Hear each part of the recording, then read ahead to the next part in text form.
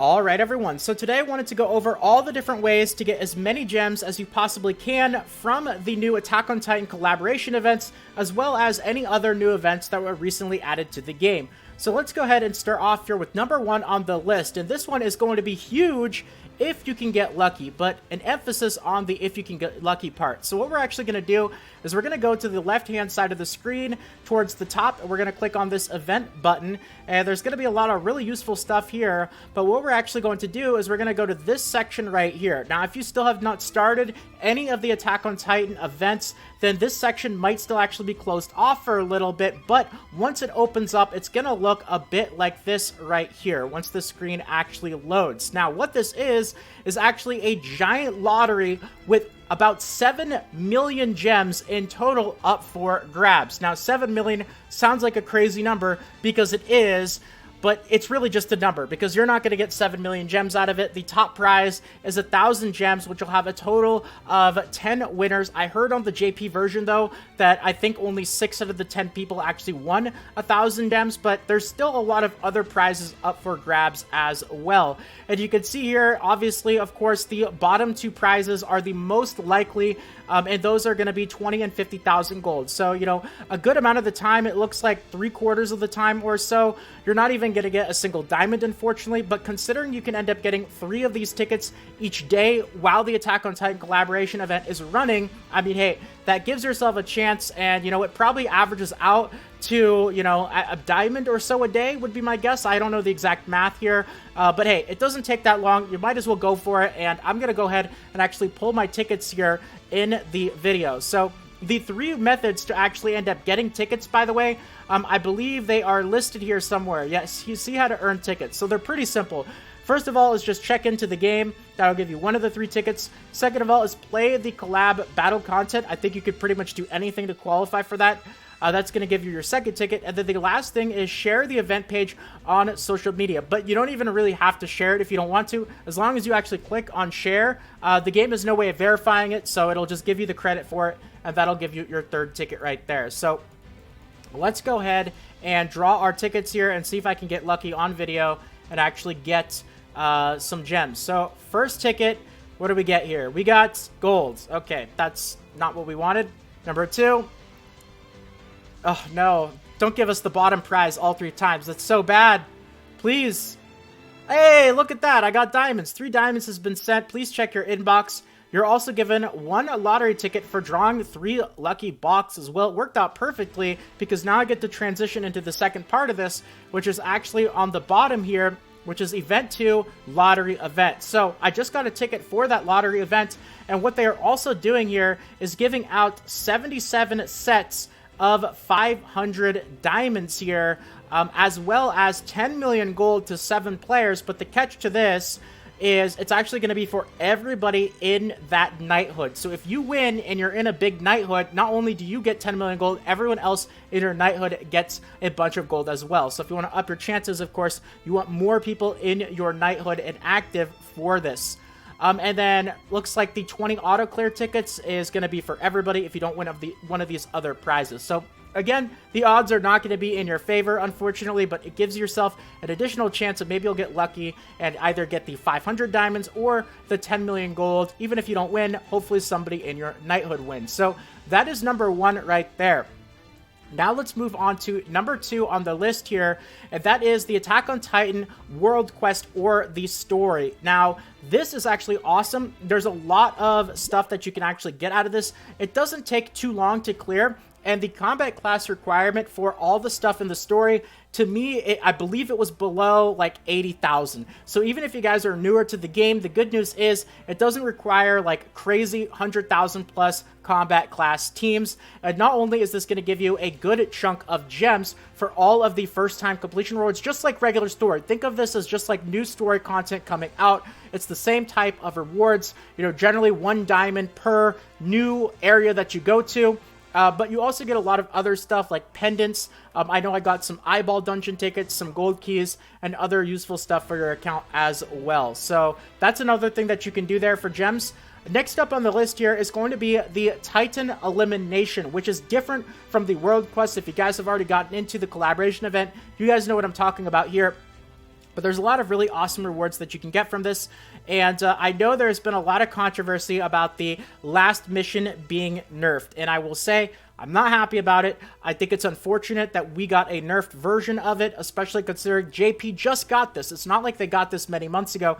They literally just got this a couple weeks ago, and they've already nerfed it for global. But, you know, even though I'm upset about it, I'm still going to get as much stuff out of it as I possibly can, even if it's not as much as on the JP version.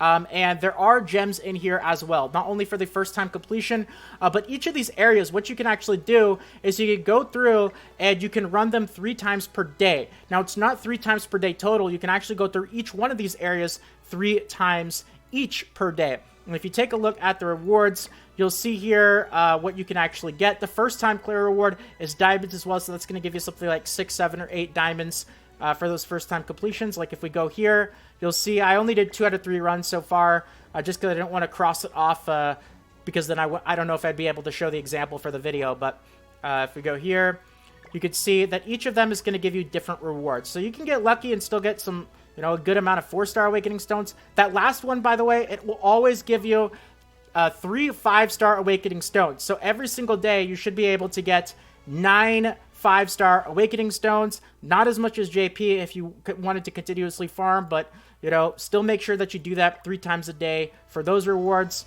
And you can see that there's a lot of decent stuff that you can get from this. I know one of them has hero potions as well, but just make sure that you keep an eye on this.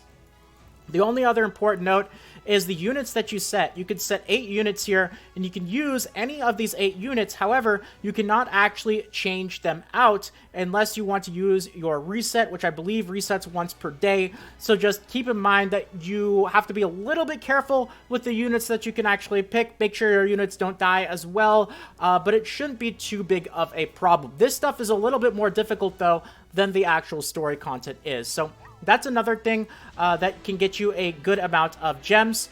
Next up here on the list is the Hawk Pass. Now, the Hawk Pass just came out, and there's obviously a paid version to the Hawk Pass, but there's also a free version as well. Now, I did get the paid version. You, of course, do not have to, especially if you're free to play.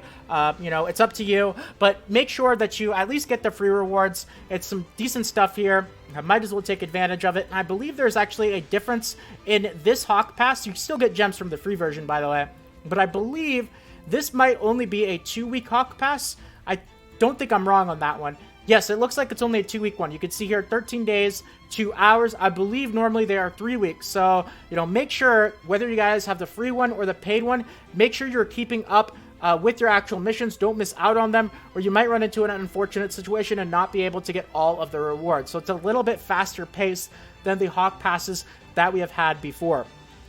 All right, next up here, good news is the easy one. This is just the check-in event.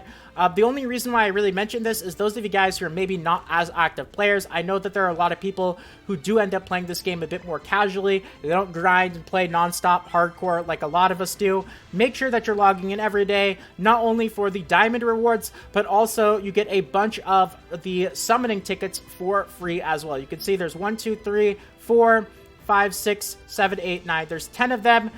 3 sets of diamonds, and then you get the Aaron as well. And you can actually get all copies of Aaron 6 out of 6 in-game without having to spend any money. So you do have to participate in the event a bit in order to do that, though. So that is going to be next up on the list here. And I want to remind you guys that there is actually another important thing here as well, even though it is not part of the collaboration event. It is the new set of battle events that we actually just got. And I already cleared this for the day. This one you can only actually run 3 times per day. It's got 3 versions, the easy, normal, and hard, and each one of them has a daily count of 1. And of course, if you end up completing all of the missions here, you're going to get yourself a couple of diamonds. But this also importantly has stamina potions as well from the one-time rewards right there, and you also get additional stamina potions from these event achievements. Now, I want to remind you guys as well, not only about the diamonds and the stamina potions, but this one you can only complete 3 times a day, so make sure that you guys are careful, because there are a couple of these achievements that actually require a little bit of additional work, like clear after using debuff skill 3 times. Make sure that you get that sooner. Don't find yourself in an unfortunate situation where the event is almost over, you've done your daily runs, and you're not able to get that. And also, this one right here can be a little bit tricky as well. Clear after attacking 10 times with a hero with an attribute advantage. And at this point in the game, a lot of units are probably going to be one-shotting stuff in these events because they do have a lower combat class requirement, so be a little bit careful about that.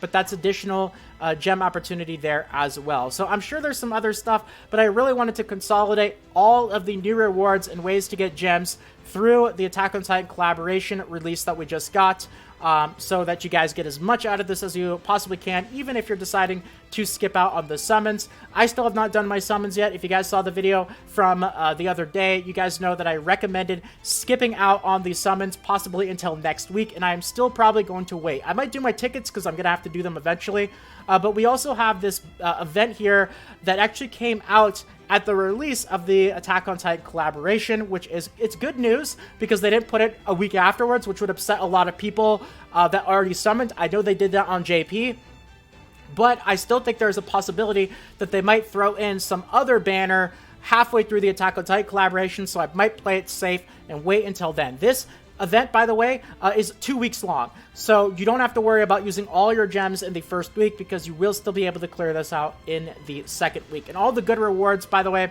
are kind of like in the second half of this, so you do have to spend a decent amount of gems in order to get the fun stuff. But anyway, I've thrown a ton of info at you guys in this video. I hope that you guys enjoyed, and if you did and you want more videos like this in the future, consider subscribing to the channel. Really appreciate all the support, everyone. Thank you, thank you.